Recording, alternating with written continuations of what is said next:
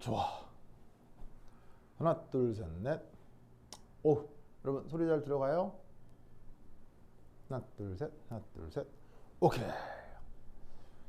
자, 다음은 연력학 제2법칙 되겠습니다. 연력학 제2법칙.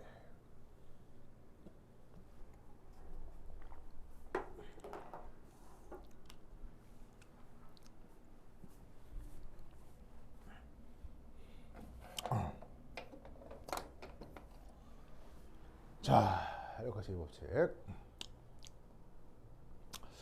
우선 첫 번째 생각해야 될 게 이렇게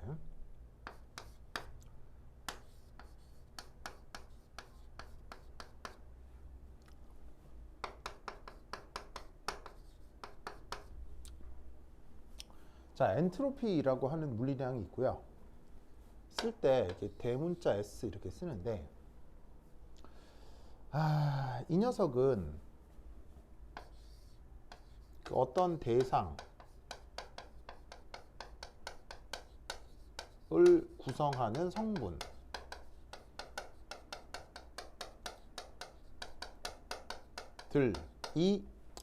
나타날 수 있는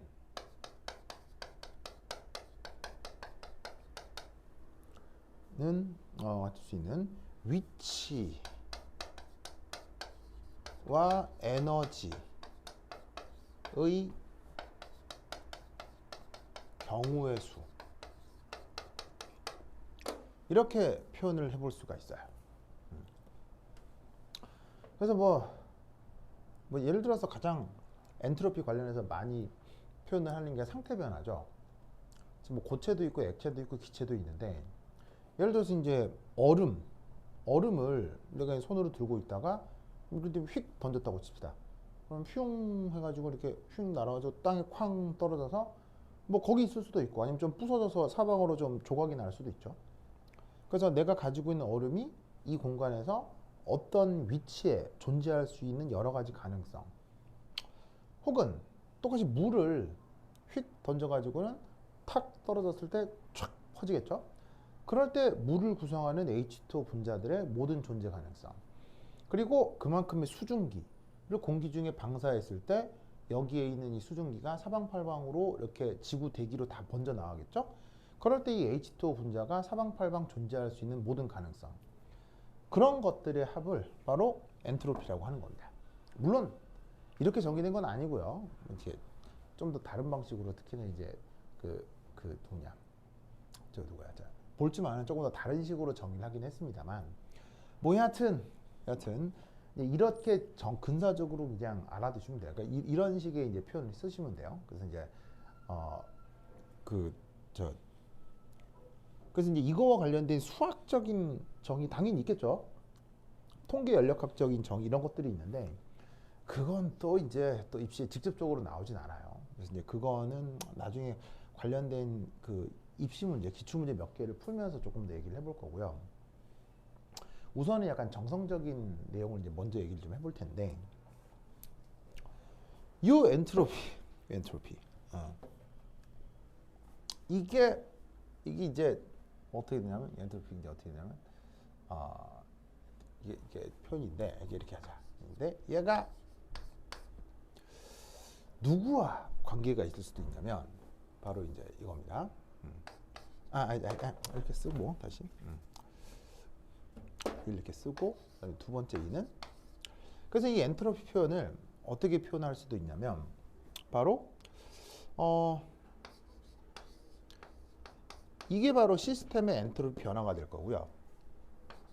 그 다음에 이게 서라운딩의 엔트로피 변화가 될 건데 이 둘을 합친 걸 바로 전 우주의 엔트로피 변화 라고 하면 되겠습니다.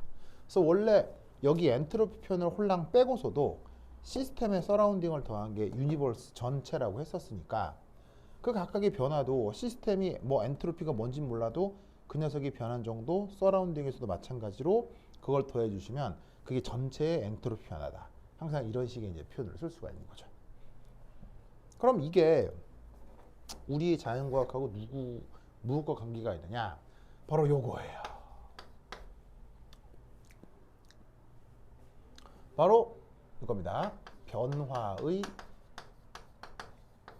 자발성 표현.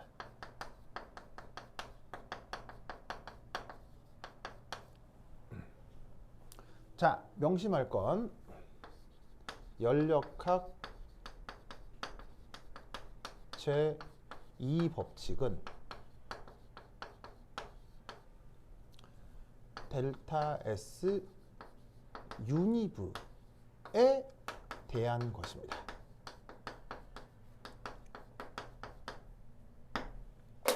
자, 무슨 말이냐면 연력학 제2법칙이라고 하는 건 시스템도 아니고 서라운딩도 아니고 우주 전체 엔트로피 변화에 대해 적용하는 것이 연력학 제2법칙입니다. 자, 그럼 이때 여기서 여러분들이 핵심적으로 알아둘 게 몇 가지 사실이 있는데 첫 번째는 1. 그 연력학 제2법칙을 이 델타 S 유니브에 적용을 했더니 어떤 경우 뭐 연력학적으로 구할 수도 있고 통계 연력학적으로 구할 수도 있고 하여튼 구했더니 이 전 우주의 엔트로피 변화가 만약에 0보다 크더라 라고 하면 이건 어떤 의미라고 생각하셔야 되냐면 어떤 변화를 머릿속으로 상상했어요. 그 변화가 자발적이다 라는 표현과 같은 표현이 되는 거예요. 아시겠죠? 이런 표현과 이런 표현은 필요충분 조건이에요. 자, 그 다음 요 조금 더 얘기를 진행하기에 앞서 잠깐 하나 말씀을 드리면 여기 법칙이란 말이 나오죠.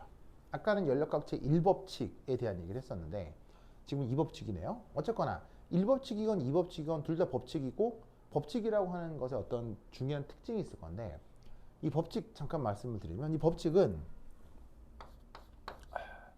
인간의 보편적 경험을 모은 것입니다. 그것도 인간이라기보다는 인류. 그리고 철저하게 보편적이어야 됩니다. 특수한 경험 안 됩니다. 예를 들어서 뭐 어제 내가 외계인을 만났거든. 이런 건 안 됩니다. 알겠죠? 왜냐하면 그건 실제 외계인을 만났다 하더라도 그건 보편적 경험이 아니라 특수한 사람이 특수한 개인의 경험이죠. 그런 건 법칙으로 쳐주지 않습니다. 그래서 이제 이 보편적 경험이 또 인류.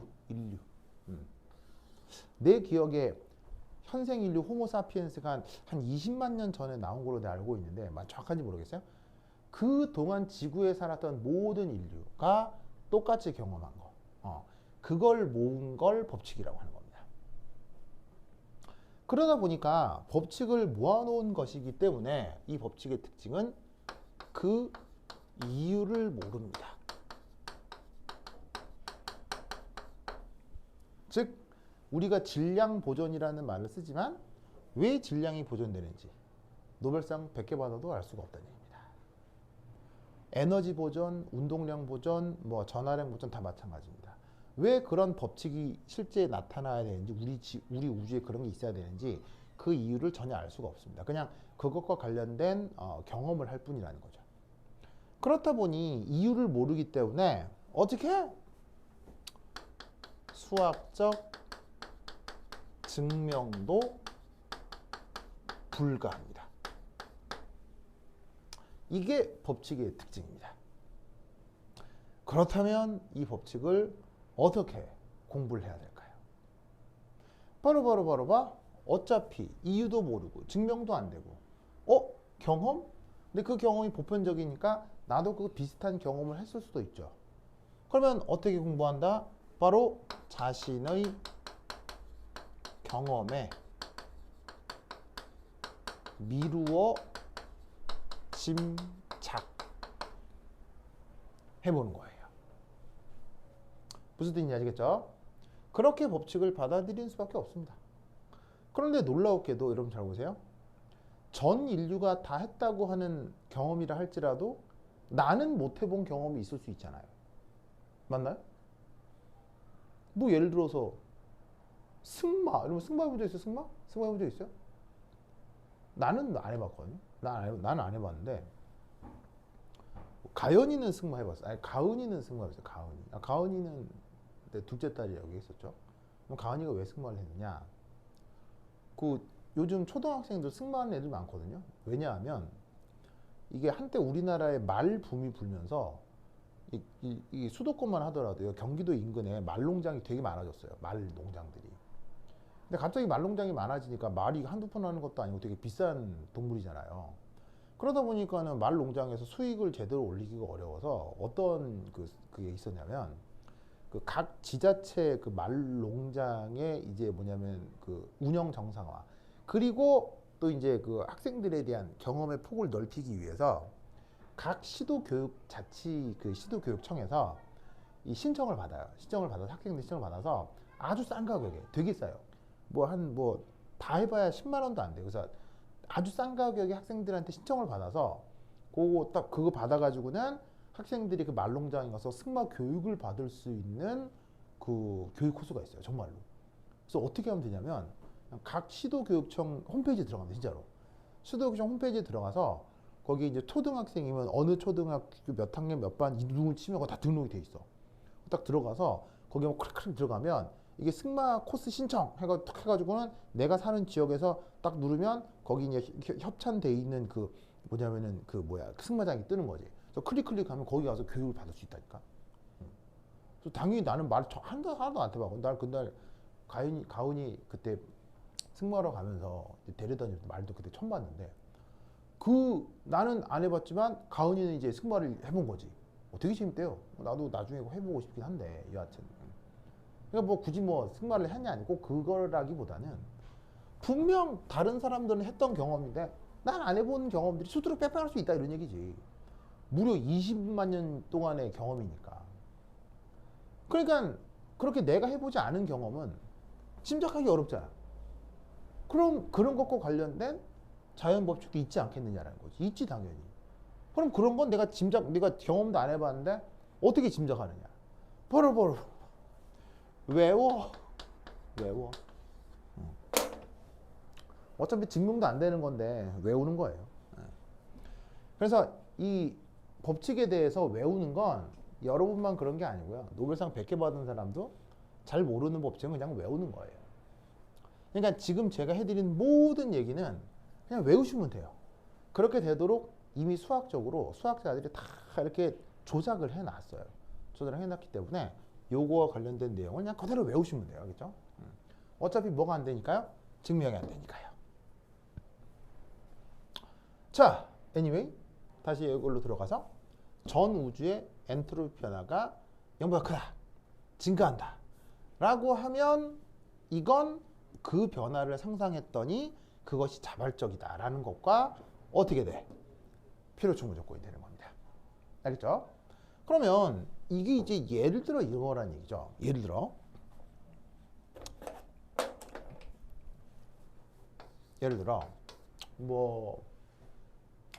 폭포수가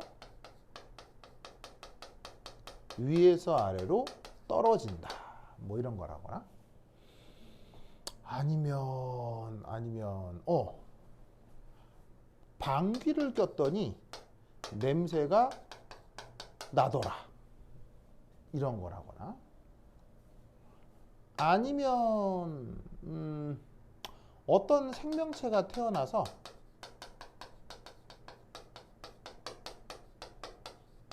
잘 살다가 죽었어요. 이런 경우. 자, 이런 걸 당연히 머릿속으로 상상할 수 있죠. 머릿속으로 폭포가 있는데 내가 옛날에 뭐 캐나다와 미국 국경에 있는 가서 나이가 가라 폭포를 봤는데 거기서 내 나이가 날아가는 것 같았어. 뭐 그런 상상을 할 수 있잖아. 그래서 거기서 이제 폭포 수가 위에서 떨어지는 뭘 그림 그릴 수 있지. 그 그림에 대해 연력학적 계산을 하면 무조건 어떻게 된다? 0보다 크게 나오게 되어 있어요. 그렇게 되도록 이미 수학자들이 얘를 완벽하게 조작해 놓았어요. 조작이라는 걸 명심하세요. 이렇게 되도록 무조건 수학자들이 조작해 놓았다. 그리고 이것도 마찬가지예요. 방금 얘기했듯이 내가 방구를 붕 꼈더니 이 방구를 구성하는 기체 분자들이 슉 퍼져가지고 다른 사람 코 속으로 쇽쇽쇽 들어가서 다른 사람들이 드디어 내 방귀 냄새를 맡았다 하는 그런 상황을 상상한 다음 계산을 막 해보면 무조건 이렇게 돼요. 뭐 이런 것도 마찬가지고요. 아시겠죠? 그래서 여기에 어떤 단어가 나오냐면 자발적이다 라는 말이 나오는데, 이 자발적이다 라는 말의 뜻이 뭐예요? 저 자발적이다 라는 말의 뜻이 뭐예요? 사실은 저 단어는 참 안 좋은 단어인데, 자발적이다 라는 말의 뜻이 뭐예요?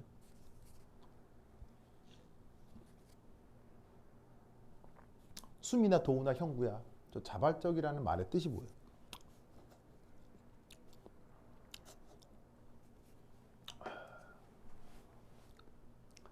자발적이라는 말의 뜻.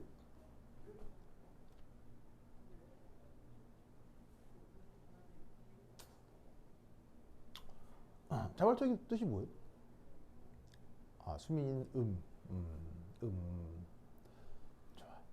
도훈이 도훈이 연대 시험 잘 봤어요? 어때? 답을 안 하죠.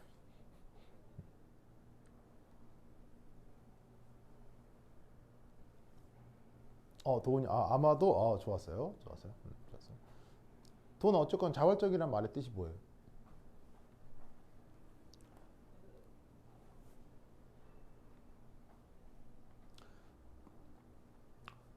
자발적이란 말인데. 좋아요. 외부에서 뭔가 외부에서 뭔가 영향을 주는 게 없어도 엔트로피나 양수인 것, 일어나는 반응, 이런 거 없어도 일어나는 반응. 그래서 뭔가 영향을 주는 게 없어요. 그렇지, 뭐 다 좋아요, 다 좋아요. 그래서 도훈이 수민이 다 맞는 말인데 너무 다들 어렵게 얘기해요. 너무 다들 어렵게. 자발적이란 말. 자, 얘를 영어 단어로 쓰면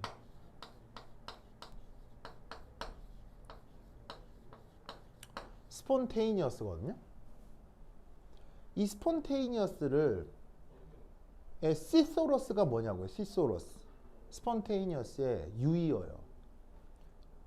즉 영어 단어에 spontaneous랑 비슷한 말로 쓸 수 있는 게 뭐냐는 뜻이에요. 그 말의 뜻이 뭐냐는 거예요. 바로 이겁니다. 이 spontaneous란 말의 뜻은 바로 이겁니다. natural이요. 혹은 rational이요. 아니면 상식이요. 당연한 거예요.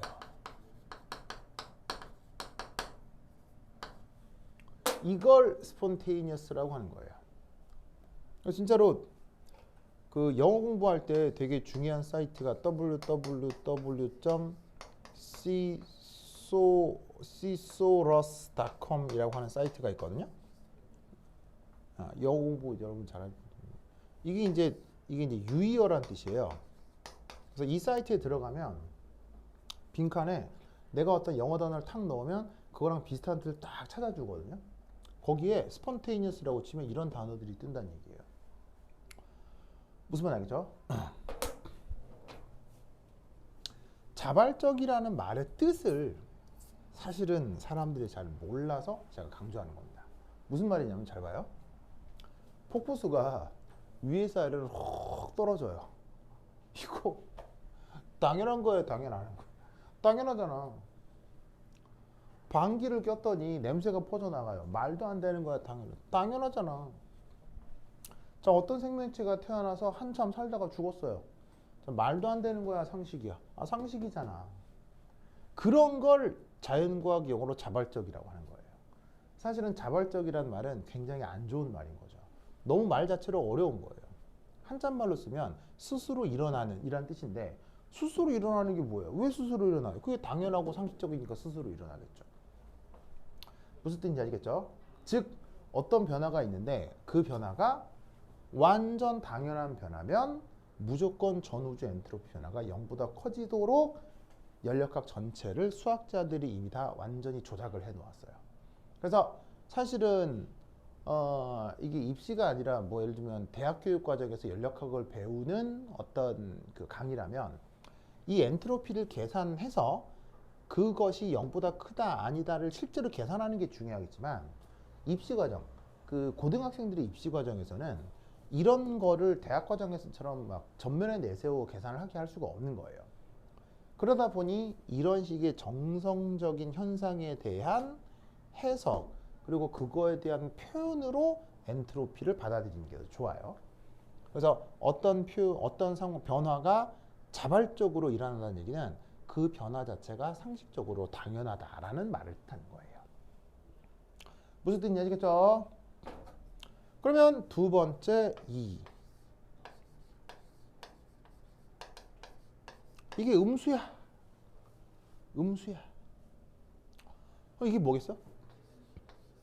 어떤 변화를 상상했다니. 그것이 뭐하다? 자, 잘 봐요. 양수하고 음수는 서로 무슨 관계예요? 양수하고 음수는 서로 반대죠? 그 서로 반대잖아, 양수, 음수가. 그러면 자발적인 반대말을 쓰면 되냐? 그럼 자발적인 반대말이 뭐야? 바로 비자발적이지.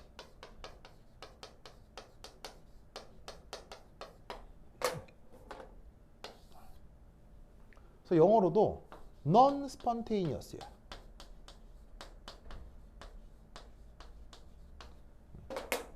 자, 무조건 맞는 표현이지. 무엇과 무엇이 아니다 이렇게 표현하면 절대로 틀릴 리는 없잖아요. 그래서 자발적이 아닌 거니까 비자발적이라고 쓰면 되는데 그럼 얘 말은 뭐겠어요? 상식적인 게 아니면 되는 거죠. 당연한 게 아니면 되는 거죠. 그럼 non-spontaneous의 시소로스는 뭐겠어요? 유효요. 같은 말. non-spontaneous 같은 말. 바로 봐. impossible이에요. 불가능한 걸 비자발적이라고 하는 거예요. 현재 주어진 상태로는 불가능하다가 non-spontaneous란 말이에요. 자, 뭔 말이냐면 상상할 거예요. 뭘 상상하냐면 상상은 누구나 뭐 아무 때나 할 수 있어요. 머릿속에 그리는 그림이 상상이니까요. 예를 들어서 내가 갑자기 머리에 그림을 그려. 만약에 말이야. 확 떨어지는 폭포가 갑자기 거꾸로 막 올라가. 막 200m 물이 거꾸로 올라가. 상상할 수 있지. 상상을 했는데 그 상상이 가능한 변화야, 불가능한 변화야. 실제로 안 되잖아. 우리의 경험에 미루어 짐작하면. 그 상상에 대한 계산을 하면 무조건 이렇게 된다고. 이 하나 더 들어볼까? 내가 껴서 그 방구가 여러분 코 속으로 다 들어갔는데 그 코 속에 있는 방구가 이루고 있던 메테인과 그 암모니아 분자가 다시 모이는 거지. 모여서 내 똥꼬로 다시 쏙 들어왔다 라고 상상할 수 있지. 상상할 수 있잖아. 머릿속에 그림이 올 수 있잖아. 하지만 그거 실제로 돼야 안 돼. 안 되지. 그 상상에 대한 계산을 하면 이렇게 된다고. 나에게 이제 꿈이 뭐냐라고 묻는다면 나는 사실은 꿈을 가져본 적이 단 한 번도 없거든요. 왜냐면 그냥 나는 그냥 막 살아요. 막 살아. 막 살고 어느 매 순간순간에 얻는 깨달음 같은 게 있잖아요. 그런 걸 즐기면서 살아요. 그래서 이제 나한테 꿈을 묻는다면 없어요. 나는 꿈이 없어요. 근데 굳이 그거를 이제 얘기를 억지로 시키면 굳이 내가 생각한 나의 유일한 꿈은요. 돈을 많이 버는 거? 아니에요. 지위가 올라가는 거? 아니에요. 뭐 그런 별 관심 없어요. 그냥. 나의 유일한 꿈은 영생이에요. 영생. 영원히 사는 게 나의 꿈이에요. 왜? 나는 할 게 너무 많아서요. 너무 많아서 영원히 살아도 영원히 공부할 게 많을 것 같아요. 영원히 살아도 영원히 학문을 하면서 행복하게 살 것 같아요. 난 특별히 돈을 벌겠다, 지위가 높아지겠다를 위해서 공부를 하는 게 아니고요. 공부를 막 하다 보면 그 자체로 즐겁고 재밌어요. 그냥 이게 되게 신기하거든요. 이게 막 되게 막 저번 주에도 내가 새롭게 깨달은 게 있어가지고 그 자체가 즐거워서 계속 하는 거예요. 그 뭐 지위가 올라가겠다. 그러니까 그런 게 그러니까 너무 당연한 건 줄 알았는데 배우기는 20년 전에 배운 건데 그걸 깨달은 건 저번 주에 깨달은 게 있어요. 정말로. 그래서 야 이게 내가 고등학교 때 배웠던 건데 실제로는 이런 의미가 있구나를 요즘 깨달았거든요. 47 넘어가려고. 그러니까 그런 게 내가 새로운 걸 배우는 배로서 얼마나 많아지겠어요. 그러니까 그런 것 때문에 난 영생하고 싶거든요. 영원히 살고 싶어요. 그럼 난 영원히 공부하면서 영원히 즐거울 것 같아요. 그 영원히 산다고 상상해 보자고요. 영원히 사는 걸 상상해 봐야 가능해 불가능해? 불가능하지? 영원히 사는 것에 대한 계산을 하면 무조건 이렇게 된다고. 알겠죠? 이게 non-spontaneous impossible의 의미예요. 그러니까 자발적 비자발적이다라고 이 연력학을 가리키면 굉장히 불편한 거예요. 그리고 받아들이는 학생이 제대로 된 의미를 받아들일 수가 없어요. 근데 자발적인 것은 상식적이고 당연한 것이고 비자발적인 것은 불가능한 걸 뜻하는 거예요. 주어진 그 자체로는. 무슨 의미인지 아시겠죠? 이걸 꼭 명심하셔야 돼요. 세 번째, 그렇다면 짜잔 이럴 수도 있죠. 0일 수도 있죠. 그럼 이건 뭘까요? 그럼 잘 봐. 양수인 것과 음수인 것이 서로 반대이듯 0인 것은 요 둘하고 또 반대해야 돼요. 맞죠? 그럼 이 녀석의 의미는 뭘까요? 전 우주 엔트로피 변화가 0인 것의 의미는 뭘까요? 뭘까요, 여러분들? 슈민도우. 그 다음 또 누구야? 현쿠. 전 우주 엔트로피 변화가 0인 것은 말로 표현하면 뭘까요?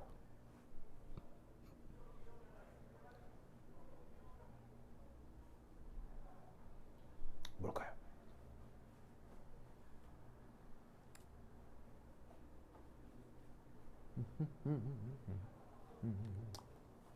뚜룽뚜룽 또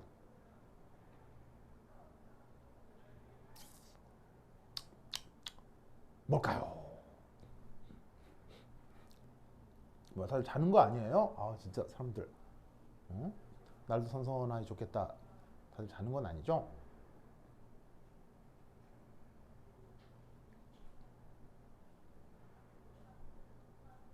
큐큐큐큐큐큐큐 자는 거예요. 자, 봅시다. 이제 날이 또 그냥 날이 선선하고 이런 날씨에 자기 좋죠. 카페에 앉아만 있어도 잠이 서서하고 이 말이지. 아이 사람들 참 말이야. 자, 이 뭐냐? 전우주 엔트로피인 것, 어떤 변화가 없는 걸 뜻해요. 요 둘은 변화가 있긴 있어요. 그게 말이 되건 말이 안 되건 머릿속으로 동영상을 그린 거예요. 머릿속으로 뭔가 변화가 진행되는 거예요. 그게 말이 되건 안 되건. 근데 이 녀석은 그 동영상이 아닌 거예요. 동영상이 아닌 게 뭐예요? 정지 영상이라는 얘기죠. 그럼 정지 영상 바로 평형이요. 일체 변화가 없는 걸 우리가 평형이라고 하죠. 그래서 전우주 엔트로피 변화가 0이 되는 것을 그게 물리적이건 화학적이건 평형에 도달했다라고 말을 만들어 붙이는 거예요. 그래서 저 엔트로피와 관련된 이게 엔트로피는 무질서도와 관련된 함수인 저 엔트로피를 변화의 자발성이랑 엮은 이걸 연력학 제2법칙이라고 하거든요. 그래서 이 연력학 제2법칙을 말로 표현할 때 얘는 당연, 요거는 불가능, 요거는 평형이라는 이 표현을 그거 기억해 두시기 바랍니다. 오케이, 됐다. 그 다음 세 번째 수험 3 빠라바라바라바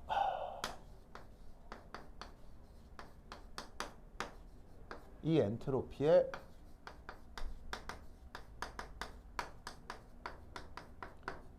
영향을 주는 요인에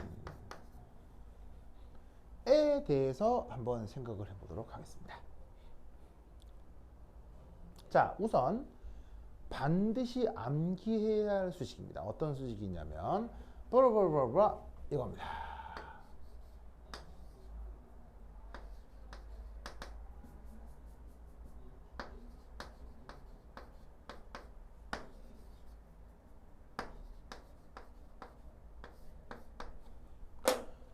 요겁니다. 요 수식을 반드시 외우셔야 됩니다. 왜 외워야 되느냐? 이 수식은 이게 정의라서 그래요. 여러분, 정의는 무슨 이유가 있는 거예요? 그냥 그렇게 정한 거예요. 그냥 그렇게 정한 거죠. 누가 정한 거냐면 바로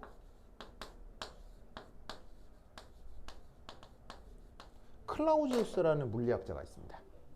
19세기 말 물리학자인데, 맞나? 19세기 말 맞나? 프랑스 대전 그때 있습니다. 아니, 스페인 대전 그때니까. 여하튼 클라우지우스라고 하는 물리학자가 이 엔트로피를 이렇게 정한 겁니다. 그래서 Q가 뭐죠? 열량. T가 뭡니까? 온도. 그래서 그 대상의 열량을 온도로 나누었을 때 그걸 엔트로피라고 하는 겁니다. 무슨 뜻인지 아시겠죠? 이렇게 정의를 한 거라서 외우시는 수밖에 없어요. 이게 수학적으로 증명할 수 있는 게 아니고요. 클라우지우스라는 양반이 최초로 엔트로피 이렇게 정한 겁니다. 다만 그 대상이 누구 것? 서라운딩 것. 근데 이제 요 수식에 그 하나 이제 단서가 있습니다.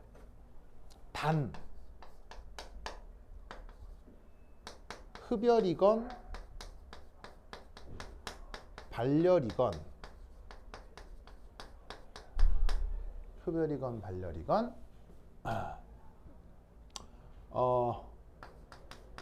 온도가 변하지 않는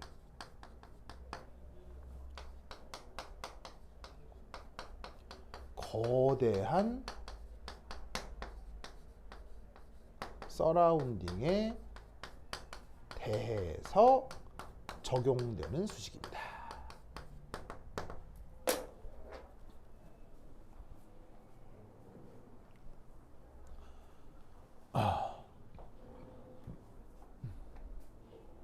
자, 저게 무슨 말이냐? 저게 무슨 말이냐? 여러분, 우리는 보통 흡열 반응이다. 그러면 주변이 차가워지고 온도가 떨어질 거야. 이런 생각하죠. 발열 반응이다. 주변이 따뜻해지고 온도가 올라갈 거라고 상상을 하죠. 하지만 어떤 경우는 흡열 반응이 일어나도 발열 반응이 일어나도 서라운딩의 온도가 변하지 않는 경우들이 오히려 더 많습니다. 그게 뭐지? 자, 이거예요. 예를 들어서 내가 라면을 끓여 먹으려고 가스레인지에다가 이제 물을 올리고 가스레인지를 켰어요. 근데 이제 물을 충분히 끓인 다음에 뭐 일이 있어가지고 라면을 못 끓여 먹고 불 다시 꺼버린 거지. 그럼 뜨거워진 그 물이 화석연료의 연소와 함께 이제 뜨거워졌던 물이 그냥 그대로 내버려 둔 거니까 그 열이 이제 물에 있었던 열이 바깥쪽으로 빠져나가면서 물이 다시 온도가 식을 거 아니에요. 그럼 화석연료도 태웠겠다. 뜨거워진 물이 식었겠다. 그 열이 또 어디 갔겠어요? 바로 우리 지구로 갔겠죠.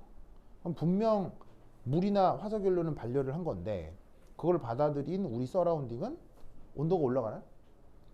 라면 좀 끓여 먹었더니 지구 온도가 올라가서 북극 얼음이 다 녹아가지고는 북극곰이 멸종한 거야. 그래서 북극곰 멸종은 당신이 라면을 끓여 먹어서지. 어떻게 생각해?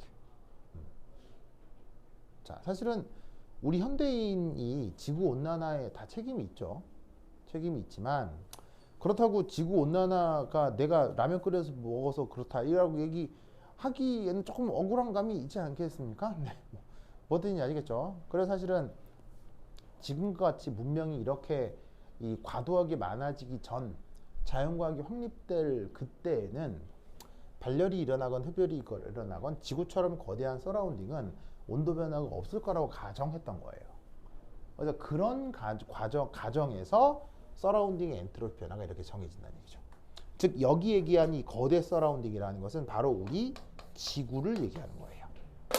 무슨 뜻인지 아시겠죠? 그럼 이제 요즘 나타난 이런 지구 온난화 현상을 잠깐 무시한다면 지구처럼 거대한 서라운딩에 대해서 온도가 일정하게 유지된다라고 하는 건 크게 어렵지 않게 할 수 있는 가정이죠. 그럴 때 이 수식이 이렇게 정해야 됩니다. 알겠죠? 그렇다면 저 서라운딩의 엔트로피 말고 시스템의 엔트로피. 근데 이제 시스템 엔트로피 델타 S 시스템은 조금 더 복잡한 과정으로 구해야 됩니다. 근데 이제 이걸 알려면 연력학에 대한 수학적 접근이 필요하거든요. 근데 이제 연력학에 대한 수학적 접근은 입시에 나오질 않아요. 연력학은 이런 식의 정성적 표현에서 이제 입시에 나오기 때문에 이렇게 이제 수학적인 표현을 거쳐야 되는 시스템의 엔트로피 변화를 실제로 구체적으로 구하는 건 입시에 나오지 않기 때문에 요거는 이거는 좀 더 자세한 얘기는 하진 않겠습니다. 근데 뭐 영재고나 과학고에서 학교 내신으로는 이게 많이 나오죠. 굉장히 많이 나오는데 입시 과정에서 나오질 않기 때문에 그냥 서라운딩 엔트로피는 이렇다 이 정의 하나 외우시고 시스템은 굳이 생각하지 않으셔도 됩니다.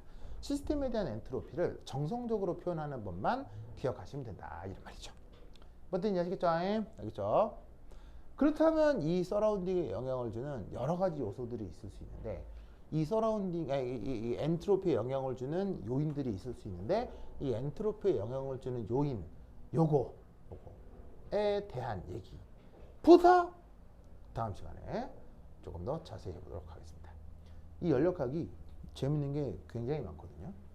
그래서 다음 시간에 연력학 제2법칙 관련해서 조금 더 얘기를 진행하도록 하겠습니다. 오케이, 됐다. 그럼 여기까지. 다음 시간에 만나요. 안녕.